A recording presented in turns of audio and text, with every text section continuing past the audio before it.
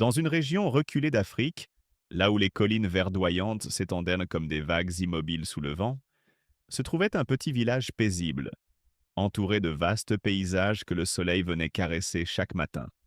Au cœur de ce village vivait un vieil homme respecté de tous, un homme dont le nom revenait souvent dans les conversations et les souvenirs. Kofi.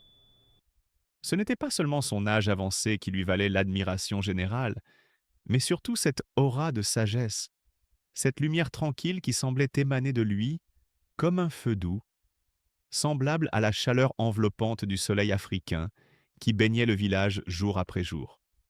Chaque fin d'après-midi, lorsque le soleil commençait sa lente descente derrière les collines et que le ciel s'embrasait d'un mélange de couleurs allant de l'orange doré au violet profond, Kofi reprenait son rituel immuable. Il se rendait au parc du village, un lieu modeste mais chargé de vie, et s'asseyait sur un vieux banc en bois usé par le temps. Ce banc n'était pas un simple meuble posé là par hasard. Il était un témoin silencieux de plusieurs décennies de souvenirs. Les éclats de rire partagés avec des amis aujourd'hui disparus, les discussions animées avec des voyageurs de passage, les jeux des enfants qu'il avait vus grandir et devenir adultes, les méditations profondes qu'il offrait à la nature, au ciel et à la vie elle-même. Pour Kofi, ce banc représentait une partie de son histoire, presque une extension de son âme. La vie du vieil homme n'avait pourtant rien d'un long fleuve tranquille. Il avait traversé des saisons difficiles, affronté des sécheresses meurtrières qui avaient menacé les récoltes du village, perdu des proches chers à son cœur, et connu des périodes où la tristesse semblait vouloir l'emporter. Mais malgré tout, malgré les tempêtes et les blessures du passé, Kofi avait conservé une paix intérieure étonnante. Il trouvait du réconfort dans les petites choses. Une brise fraîche après une journée brûlante, le rire sincère des enfants courant entre les maisons en terre cuite, l'odeur subtile du miel doré produit par les ruches du village. Ces simples instants suffisaient à remplir son cœur de gratitude. Avec les années, Kofi était devenu une véritable source d'inspiration pour la communauté. Les jeunes couples venaient lui demander conseil lorsqu'ils se trouvaient face aux difficultés du mariage. Les paysans s'adressaient à lui pour comprendre les caprices de la terre et du climat.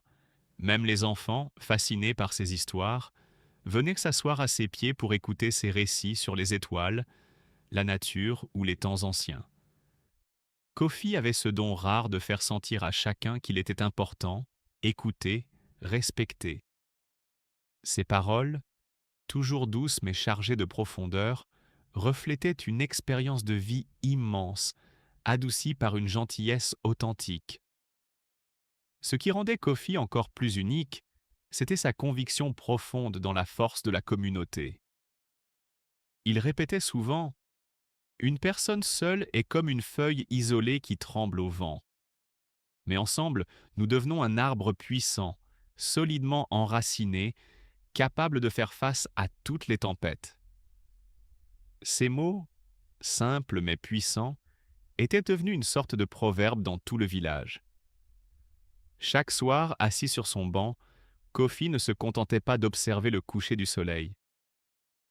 Il méditait sur tous les couchers de soleil qu'il avait déjà vécus, chacun représentant une journée achevée, une leçon apprise, une émotion ressentie. Il voyait sa vie comme une longue série d'histoires tissées ensemble, formant une immense tapisserie faite de joie, de douleur, de découverte et d'amour. Et plus le temps passait, plus il saisissait la beauté de l'impermanence. Il comprenait que rien n'était éternel, ni les saisons, ni les épreuves, ni les bonheurs, et que c'était précisément cela qui donnait de la valeur à chaque instant. En observant les ombres s'allonger, Kofi songeait à l'héritage qu'il laisserait derrière lui.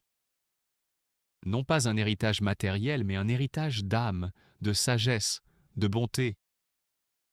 Il savait que ses conseils vivaient désormais dans le cœur des jeunes, que ses histoires étaient racontées le soir autour du feu, que ses paroles avaient aidé plus d'une personne à traverser des moments difficiles. Son existence n'était pas seulement une histoire de survie face aux épreuves, mais celle d'un homme qui avait appris à s'épanouir malgré les obstacles, à trouver la lumière même dans les jours sombres et à donner plus qu'il ne recevait. Ainsi, chaque soir, tandis que le ciel africain se teintait de couleurs majestueuses, le vieil homme assis sur son banc devenait pour tous un symbole discret mais puissant, celui d'une vie pleinement vécue, d'un cœur généreux, d'une âme attachée à sa communauté.